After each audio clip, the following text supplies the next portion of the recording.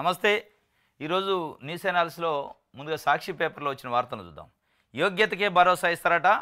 పంట వేసినా ఏకున్నా సాగు యోగ్యమైతే రైతు భరోసా ఇస్తారట. కలెక్టర్లతో సీఎం రేవంత్ రెడ్డి చెప్పిండు. అనర్హుల లబ్ధి పొందకుండా సాగు యోగ్యంగాని భూముల జాబితా రూపొందించాలి. భూమి లేని వ్యవసాయ కూలీల కుటుంబాలకు ఇందిరమ్మ అభయ భరోసా, ఆత్మీయ భరోసా అట. ఇందిరమ్మ ఆత్మీయ భరోసా 2023-24లో కనీసం 20 రోజులు ఉపాధి హామీ చేసిన వారికి దీనికి అర్హులట. 26 నుంచి వీటితో పాటు ఇందిరమ్మ ఇళ్ళు, కొత్త రేషన్ కార్డు జారీ. 11 నుంచి 15వ తేదీలుగా పథకాల అమలు సన్నద్ధత పనులు పూర్తి చేయాలి. కలెక్టర్లు ఇన్ఛార్జి మంత్రుల ఆమోదంతో అర్హుల జాబితాను విడుదల చేయాలని చెప్పిండు. 24వ తేదీ కల్లా గ్రామ వార్డు సభలను పూర్తి చేయాలట. ప్రభుత్వంపై విశ్వాసం కల్పించాల్సిన బాధ్యత కలెక్టర్లదేనట. యోగ్యత ఉంటే చాలట. అంటే సాగు చేసే యోగ్యత ఉంటే చాలు. సాగు చేసినా చేయకపోయినా రైతు భరోసా ఇస్తారట. ప్రభుత్వం మెలకలు తిప్పుతుంది రైతు భరోసాని. సంవత్సరం నుంచి ఇదిగో అంటుంది, అదిగో అంటుంది, ఇట్ట చేస్తాం, సీలింగ్ పెడతాం, టారిఫ్ పెడతాం, ఇది పెడతాం, అది పెడతాం అన్నారు. చివరికి ఏం చేశారంటే మొన్న సీలింగ్ ఏమి లేదు, మల్లారెడ్డికి ఇస్తాం, పువ్వాడ అజయ్ కుమార్కి ఇస్తాం, కేసీఆర్ కూడా ఇస్తాం. 200 ఎకరాలు ఉన్నాయి. అది ఇచ్చేది కేసీఆర్ ఇచ్చినట్టు మేము కూడా బడాబాబులకి ఇస్తాం. కానీ సాగు చెయ్యని భూములకి ఏమో సాగు ఉందా లేదా, పంట వేసారా లేదా శాటిలైట్తో చూస్తాం, ఏఈఓలు పోయి సర్వే చేసి చెప్తారని ఒక లీక్ ఇచ్చారు. లీక్ ఇచ్చాక జనంలో బాగా వ్యతిరేకత వచ్చింది. ఈ సాగేంది, ఈ కథ ఏందిరా నాయన, 6 సంవత్సరాలు కేసీఆర్ ఇచ్చిండు, 3వ కంటికి తెలవకుండా అకౌంట్లో వేసిండు, టింగు అని మాకు డబ్బులు వచ్చా, మళ్ళీ ఈ సాగేంది, సర్వే ఏంది, శాటిలైట్ ఏంది, ఈ కథ ఏంది, ఇది ఎటెడిపోతుందని జనంలో చర్చ వచ్చి కాంగ్రెస్ అంటేనే ఇట్లా ఉంటుందని ఒక రకమైన నెగిటివ్ ప్రచారం వచ్చింది. దాంతోపాటు ఒక మంత్రి కూడా అల్టిమేటం ఇచ్చిండట. అంటే బయట ఆఫ్ రికార్డు మాట్లాడుకుంటున్నారు ప్రజలు. నేను అసలు నా మంత్రి వద్దు, నా మనొద్దు, ఇదంతా ప్రజల్లో నెగిటివ్ వస్తుందని చెప్పి ఒక మంత్రి, నాకు ఈ పదవే వద్దు, నేను రాజీనామా చేస్తా, అవసరం అయితే రైతుల నుంచి తీవ్రమైన వ్యతిరేకత వస్తుంది, మనం ఎటేటో దేశపోతున్నాం దీన్ని అని అల్టిమేటం ఇచ్చిండట. ఆ అల్టిమేటం తాలూకా ఎఫెక్టు ఈ ప్రజల నుంచి వచ్చే వ్యతిరేకత. కానీ మొత్తానికి సర్వే లేదు, ఏం లేదు, అందరికీ ఇస్తాం, సాగు యోగ్యమైతే చాలు, కొండలకి గుట్టలకి వెంచర్లకి రోడ్లకు తప్ప అని చెప్పిండు. ఇది బాగుంది. దీనికోసం సంవత్సరం నుంచి ఇడిదిప్పి ఇడిదిప్పి ఇజేత్రి ఇటువంటి అటు ఇటు చేసి మొత్తానికి చివరికైతే ప్రజలు ఏదనుకుంటున్నారో అదే దారిలోకి వచ్చారు. కేసీఆర్ ఇచ్చిన దారిలోకి వచ్చి కేసీఆర్ ఇచ్చిన భూస్వాములకి ఇస్తున్నారు, కేసీఆర్ ఇచ్చిన భూములన్నిటికీ ఇస్తున్నారు. ఇయ్యంది ఏంది, కొండలకి గుట్టలకి. అది కూడా మరి చివరికి మళ్ళీ వాటికి కూడా ఇస్తున్నట్టునే నెక్స్ట్ మళ్ళీ 25 కల్లా చెప్పలేము. ఇదంతా కొద్దిగా ఐడెంటిఫికేషన్ ఇబ్బంది అవుతుంది. కేసీఆర్ ఎవరికి ఇచ్చిండో వాళ్ళందరికీ ఇస్తామంటే అది అయిపోయాయి. దానికోసం ఇదంతా ఎందుకు మతలబు. ఇది మొత్తానికైతే రైతు భరోసా జనవరి 26న అకౌంట్లలో ఎత్తారట. సాగు యోగ్యత ఉంటే చాలు, ఇక సర్వే లేదు, మన లేదు. ఇది మంచిది. రైట్. ఇది సాక్షి పేపర్ సంబంధించి. వెలుగు చూద్దాం. పక్కాగా అర్హులను ఎంపిక చేయండి, అందుకోసం గ్రామ వార్డు సభలు నిర్వహించాలి అని చెప్పి ఆయన చెప్తుండు రేవంత్ రెడ్డి గారు. పక్కాగా అమలు చేయండి అంటుండు. మీరు అసలు పక్కాగా వాళ్ళకి ఆదేశాలు ఇవ్వండి. ఇప్పుడు మీడియాలోనేమో సాగు యోగ్యం అయితే పర్లేదంటారు, మళ్ళీ జీవోలో ఏమి ఇస్తారో తెలియదు. రైతు రుణమాఫీ విషయంలో కూడా అదే అయింది. 567 అని ఒక జీవో ఇచ్చారు. ప్రెస్ మీట్లలో ఏం చెప్పారు, రైతులు ఎంతమంది లోన్ ఉన్న వాళ్ళకల్లా మేము మాఫీ చేస్తామని. దాంట్లో ఏం చెప్పారు, రేషన్ కార్డు ఉన్న వాళ్ళకే అని అంటే, మరి రేషన్ కార్డు లేని వాళ్ళకి ఎట్లా అనేది చెప్పలే. ఇక వాళ్ళ పక్కన పెట్టారు. 4 లక్షల మంది రైతులు పక్కన పెట్టి మొన్న ఇచ్చారు. గొడవ అయితే అట్లా చేయకుండా మీరు ప్రెస్లో ఏది చెప్తున్నారో అదే జీవోలో ఉండాలి. సాగుకి యోగ్యమై ఉంటే చాలు, అందరికి ఇస్తామన్నారు కదా, ఆ మాట రాయండి. అందులో మరి రాయకుండా పంట వేసిన భూములకే సర్వే చేయాలి అని రాశారనుకో మొత్తం గందరగోళం అయింది. ఇప్పటికే పెద్ద గందరగోళం చేసి వదిలిపెట్టారు మీరు. ఇది ఒక వార్త. సార్ చెప్తేనే చేశాను నేను అంటుండే ఆయన. ఏది ఈయన ఏవిఎల్ రెడ్డి ఏదో పేరుంది. ఫార్ములా ఈ ఆపరేషన్ కంపెనీకి 2 విడతల్లో 45.71 కోట్లు చెల్లించా. ఎన్నికల కోడ్ అమల్లో ఉండగానే నిధులు ట్రాన్స్ఫర్ చేశాం. సీజన్ 9లో ట్రాకు ఇతర అవసరాలకు 12 కోట్లు ఖర్చు చేశాం. ఏసీబీ ఛానల్లో హెచ్ఎండిఏ మాజీ చీఫ్ ఇంజనీర్ బిఎల్ఎన్ రెడ్డి వెల్లడి. ఫార్ములా ఈ రేస్ కేసులో 6 గంటల పాటు విచారణ, స్టేట్మెంట్ రికార్డు. ఎవరా సారు? సార్ చెప్తేనే ఇచ్చిండట. ఎవరా సార్? అరవింద్ కుమారా, కేటీఆరా? ఇక సార్ చెప్తే ఇస్తే ఎన్నికల కోడ్ ఉందా అనే సోయి నీకు లేకపోతే ఇంజనీర్ ఆయన. నువ్వు ఇంజనీర్, చీఫ్ ఇంజనీర్, మళ్ళీ ఉట్టోడు కాదు, చదువుకుంటేగా పుస్తకాలలో. ఎన్నికల కోడ్ ఉండగా చెబుతుంటే సార్ చెప్తే అనొద్దు నువ్వు. ఎన్నికల కోడ్ ఉంది సార్, నన్ను బీకినా బీగ్గాను ఉద్యోగం నుంచి నేను చేయనది అని. సార్ చెప్పిండు, మళ్ళీ సారే వస్తారు కాబట్టి చేశావు అడ్డగోలుగా చెప్తుండు. సారు చెప్తే చేసిండట. సార్లు చెప్తూనే ఉంటారు. ఆ సారు చెప్పేది మంచిగా చెడే చూసుకోవాల్సిన బాధ్యత ఎవరిది? అధికారులది. సార్ ఏం చెప్తుండు, నేను చెప్తున్నా ఏదో ఒకటి చేయమని, మీరు చేస్తారా? రూల్స్ లేవా మీకు? రూల్ బుక్ చదువుకోరా అని చెప్తుండు ఆ sir.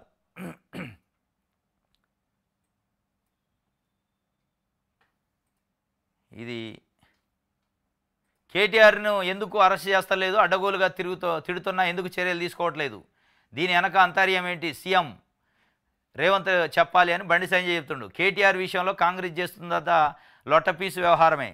Drugs, phone tapping, Kaleshwaram కేసుల్లోనూ అడావుడి చేసి వదిలేశారని విమర్శ. కేటీఆర్ని ఎందుకు అరెస్ట్ చేస్తలేదని బాధపడతాడు బండి సంజయ్. దీనిపైన నిన్న Suryapet MLA, BRS MLA Jayesh Reddy గారు కూడా ఒక ప్రెస్ మీట్ పెట్టిండు. కేటీఆర్ మీద, అదే రేవంత్ రెడ్డి మీద అంత ప్రేమ ఏంది బండి సంజయ్కి? రేవంత్ రెడ్డికి బండి సంజయ్కి ఏంది లోపాయికార ఒప్పందం?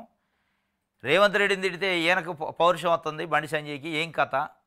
నువ్వేం బీజేపీ, ఆయన కాంగ్రెస్. కాంగ్రెస్ ముఖ్యమంత్రిని చెప్తే బీజేపీ ఆయన కోపం వస్తుంది, లోపాయికార ఒప్పందాలు ఏమన్నాయి? అసలు కాంగ్రెస్ వాళ్ళు కూడా స్పందించలేదు నిజంగా. లొట్టపీస్ సీఎం అన్నాడు కేటీఆర్. అంటే కాంగ్రెస్ వాళ్ళు కూడా ఒక్కడు మాట్లాడలే, మా ముఖ్యమంత్రిని లొట్టపీస్ సీఎం అంటవా అని.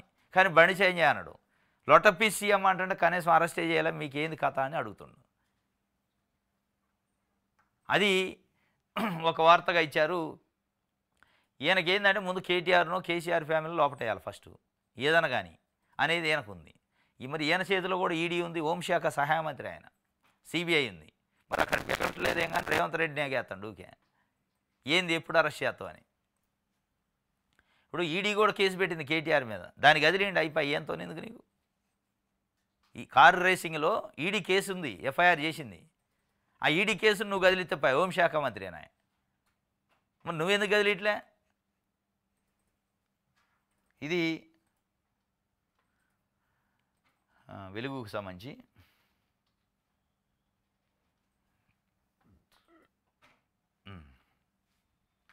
దిశ పేపర్ చూద్దాం.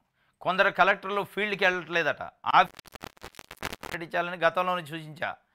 కొందరు కలెక్టర్లు పోవట్లేదు, కలెక్టర్లే కాదు ఎమ్మెల్యేలు మంత్రులు కూడా పోవట్లేదు. మరి హైదరాబాద్ వదిలిపెట్టి పోవట్లే, వాళ్ళకు కూడా చెప్పాలి మీరు. పంట వేసినా వేయకున్నా రైతు భరోసా, వ్యవసాయ యోగ్యమైన భూములన్నిటికీ ఇస్తే 26 తర్వాత జిల్లాలో పర్యటిస్తారట. కేటీఆర్పై మరో కేసు, న్యూసెన్స్ కేసు అట. ఇది ర్యాలీ చేసిండు ఏసీబీ ఆఫీస్ నుంచి బయటకు వచ్చాక.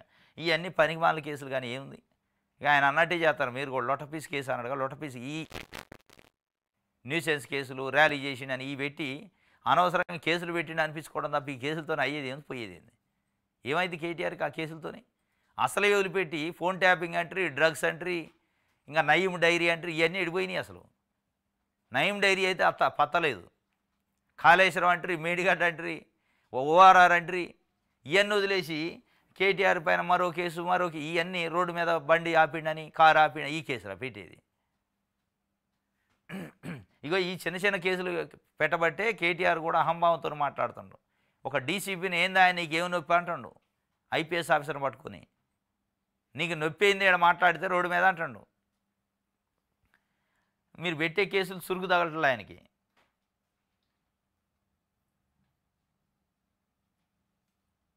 రైట్, ఆంధ్రప్రభ.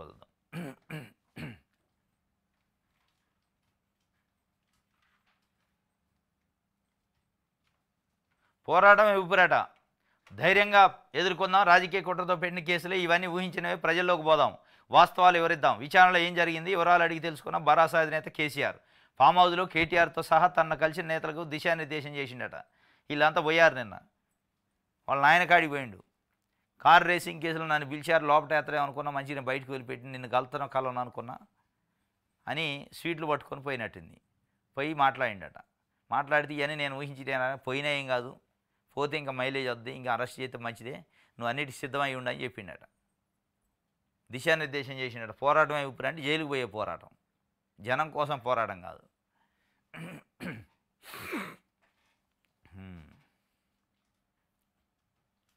రైట్, ఇది ఆంధ్రప్రభకు సంబంధించి. నమస్తే తెలంగాణ చూద్దాం.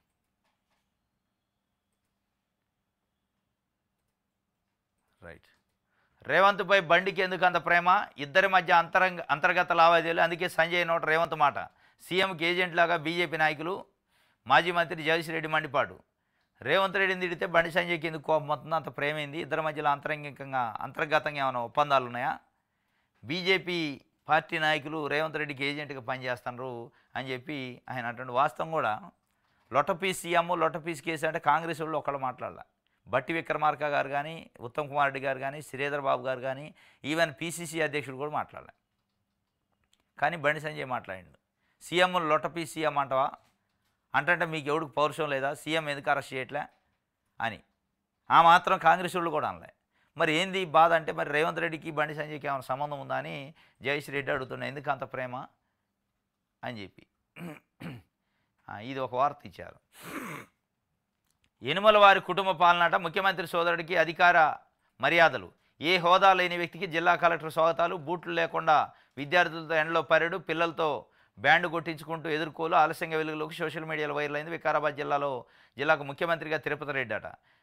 రాష్ట్రానికి 6 మంది సీఎంలా అని కేటీఆర్ చెబుతుండు. వికారాబాద్ జిల్లాలోట డిసెంబర్ 26 రోజు జరిగింది. ఇది లేటుగా వచ్చిందట. వీడియో నిన్న బయటకు వచ్చింది. మహాత్మా జ్యోతి పూలే అని గురుకులాలు ఉన్నాయి, బీసీ గురుకులాలు. ఆ గురుకులాల అదనపు గదులకి ప్రారంభోత్సవం జరిగిందట. దానికి ఆయన ముఖ్య అతిథిగా వచ్చిండట తిరుపతి రెడ్డి, ముఖ్యమంత్రి గారి అన్న. మరి ఈయనకేం అవసరం? గవర్నమెంట్ ఆఫీసు ఓపెనింగ్ అయితే ఎమ్మెల్యేనో ఎమ్మెల్సీనో సర్పంచో ఇంకోళ్ళు ప్రజాప్రతినిధులు రావాలా. ఈయనకు అసలు ఆడ ముఖ్య అతిథే తప్పు. ఆ ముఖ్య అతిథికి స్వాగతం ఎవరు పలికారు? జిల్లా కలెక్టరు బొక్యాలు ఇచ్చి స్వాగతం పలుకుతుండు. ఆయన వచ్చిందాక ఆ స్కూల్ పిల్లలు పరేడ్ చేయించారు. ఆయన వచ్చేటప్పుడు స్వాగతం. అసలు ఆయన ఎవరు? ఆయనకేం సంబంధం? అంటే బీసీ గురుకులాల్లో జరిగితే దళితులు బీసీలతోని తిరుపతి రెడ్డికి సెల్యూట్ చేపిస్తారా ప్రతీక్ జైన్ గారు, వికారాబాద్ జిల్లా కలెక్టరు? మీరు కలెక్టర్గా ఉండి యనుమల తిరుపతి రెడ్డి అనే వ్యక్తికి ఏం హోదా ఉంది? అంటే ముఖ్యమంత్రి సోదరుడు అయితే ఇక సెల్యూట్ చేయాలన్నా పిల్లలు? మీరు స్వాగతాలు పలకాలా? ఒక జిల్లాకి అధిపతి కలెక్టర్. అంటే జిల్లాకి అధిపతి అయిన కలెక్టరే రూల్స్ వయలేట్ చేసి ముఖ్యమంత్రి సోదరుడికి బొక్యాలతో స్వాగతం పలికితే కింద ఉన్న అధికారులు ఏం చేయాలి? సెల్యూట్ చేయాలా? ఎడిపోతుంది వ్యవస్థ. ఇది ఎట్లా ప్రజాపాలన ఇది? ఇది కుటుంబ పాలన కాదా అని కేటీఆర్ అడుగుతుండు. 6 మంది ముఖ్యమంత్రులు ఉండరు. ఒక జిల్లాకు ఆయన ముఖ్యమంత్రి, ఇంకో జిల్లాకు ఇంకొక ఆయన ముఖ్యమంత్రి. ఏంది ఈ పద్ధతి అని వాళ్ళు నిలదీస్తున్నారు. సమానం చెప్పాలి. ఇప్పుడు అసలు ఆయన ముఖ్య అతిథి రావడమే తప్పు.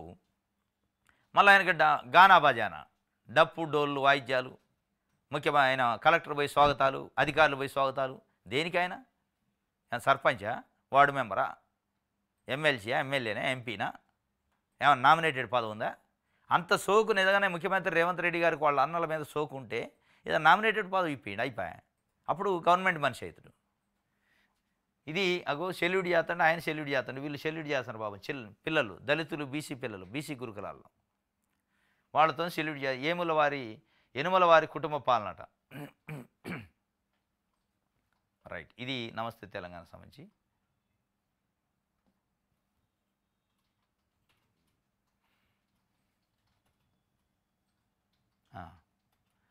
ఆంధ్రజ్యోతి చూద్దాం. కలెక్టర్లు మీరు మారండి. కొందరు క్షేత్రస్థాయికి వెళ్ళడం లేదు, ఆఫీసుల్లోనే కూర్చొని పనిచేయాలనుకుంటున్నారు. ఎందుకు మారాలా? ఏం మారాలా? అందరు సెల్యూట్ చేయాలా ఏంది? నిన్న ప్రతీక్ జైన్ చేసినట్టు చేయాలనే, లేకపోతే ఆయన చేసిన తప్పు అంటున్నారా? కలెక్టర్లు మీరు మారండి అంటుండు. వాళ్ళు మారాలి, వాళ్ళకంటే ముందు మీరు మారాలా. మీరు చెప్పేది ఒకటి చేసేది ఒకటి ఉంటుంది. ఆగమాగం మాట్లాడుతున్నారు. వేసి తొక్కుతా అంటావు, మూసిలో వేసి దంచుతా అంటావు, రాయి గట్టి మూసిలు వేస్తా అంటావు, పేగులు తీసి మెడలో వేసుకొని ఊరేగిస్తా అంటావు, కళ్ళ గుడ్డులు తీస్తా అంటావు. మీరు కలెక్టర్లు చుట్టూ కూర్చోబెట్టుకొని ఆ మాటలు మాట్లాడతాం. మారాల్సింది మీరు ఫస్ట్, వాళ్ళు కాదు. ఆ ప్రతీక్ జైన్ క్లాస్ బేకండి, లేకపోతే మెమో ఇవ్వండి. నువ్వు మా అన్న వస్తే నువ్వు ఎట్టా స్వాగతం పలుకుతూ సెల్యూట్ చేపిస్తావు పిల్లలతో, తప్పు కదా అని. ముఖ్యమంత్రిగా వచ్చిన కొత్తలో రేవంత్ రెడ్డి గారు ఏమండు, నేను హైదరాబాద్లో ఎక్కడ తిరిగినా ప్రోటోకాల్ అవసరం లేదు, ట్రాఫిక్ ఆపొద్దు అన్నాడు. ఇవాళ జరుగుతుంది, ఆపుతూనే ఉండరు వాళ్ళు. దాంతోపాటు ఏమన్నా నా అన్న అయినా తమ్ముడైనా ఒకటే, ఎవరైనా సంబంధం లేదు, ఏ ప్రోటోకాల్ ఇవ్వద్దు అన్నాడు. వాళ్ళు సెల్యూట్ చేపిస్తున్నారు కలెక్టర్ గారు. మీతోని ఆయన మీటింగ్లో కూర్చుండి ఆయన తిట్టాల్సిందే నేను అందరి ముందు, నువ్వు ఎట్ట చేస్తావు అని. అంటే తిట్టట్లేదు అంటే దాని అర్థమైంది మిగతా కలెక్టర్లు కూడా మా అన్న తమ్ముడు వస్తే సెల్యూట్ చేయాలని చెప్తున్నట్టుంది. అందుకే మారాలంటండా అనేది ఇలా ప్రజలు మాట్లాడుకుంటున్నారు. మారాలంటుండు.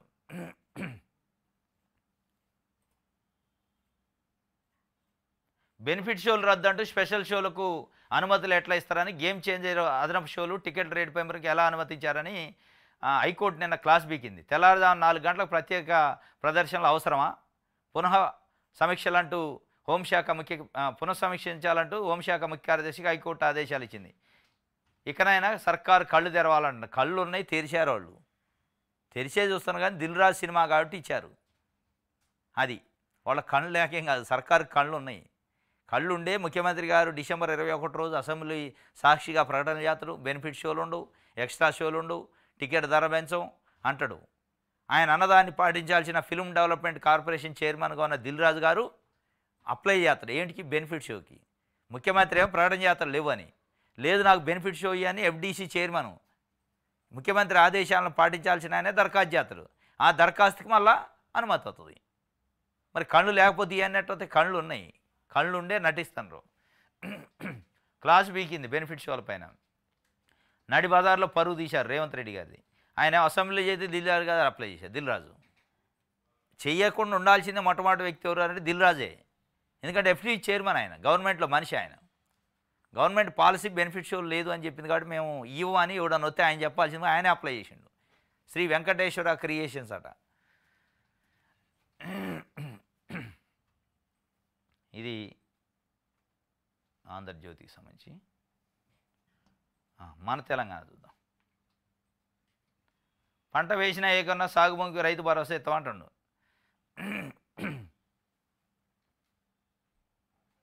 ఒక సీఎంని ఎన్నుకుంటే 6 ఫ్రీగా వచ్చారట. వాళ్ళే తిరుపతి రెడ్డి, కొండలరెడ్డి, ఎల్లారెడ్డి, పుల్లారెడ్డి లాత. ఆయన చెప్తుండే కేటీఆర్ ఒక సీఎంని ఎన్నుకుంటే 6 ఫ్రీగా వచ్చారట.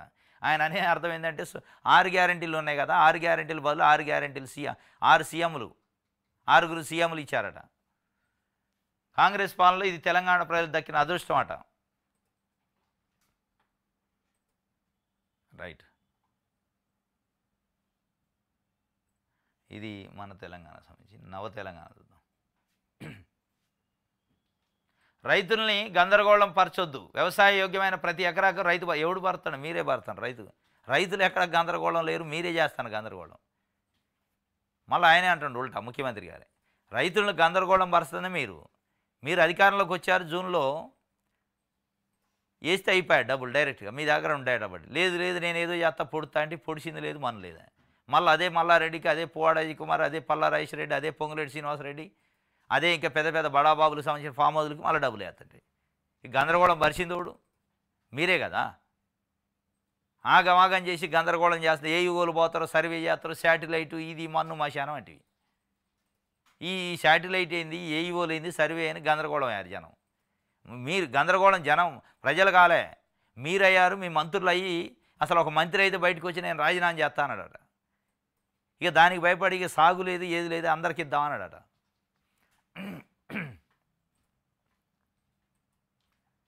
రైట్, త్వరలో స్పౌజ్ టీచర్ల బదిలీ అట. ముఖ్యమంత్రి కార్యాలయానికి దస్తరం వచ్చిందట. 317 జీవో బాధితులు అటుంది. అది అయ్యేది లేదు, మనం చూసేది లేదు. వాళ్ళు పాపం రైలు బండి లెక్క నడుతూనే ఉంది. అది ఎన్నాళ్ళు పట్టిందో తెలియదు. ఈనాడు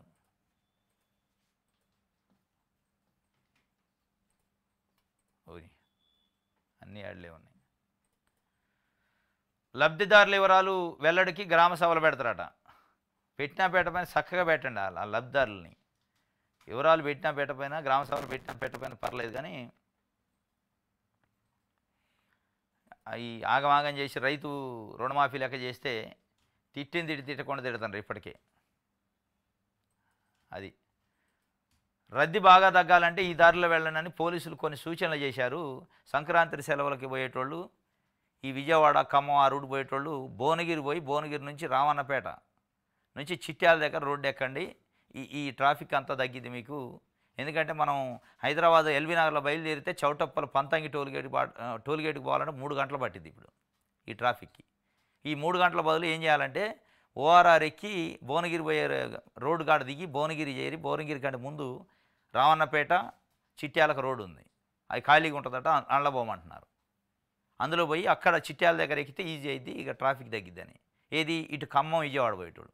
అట్లా కాకుండా గుంటూరు ఇటు అద్దంకి రోడ్డుకు పోయేటోళ్ళు ఇటు నార్కెట్పల్లి పోకుండా నాగరసాగర్ రోడ్డుకు పోయి డిండి మన అది ఉంది కదా మల్లేపల్లి నుంచి అక్కడ ఎక్కండి అంటున్నారు.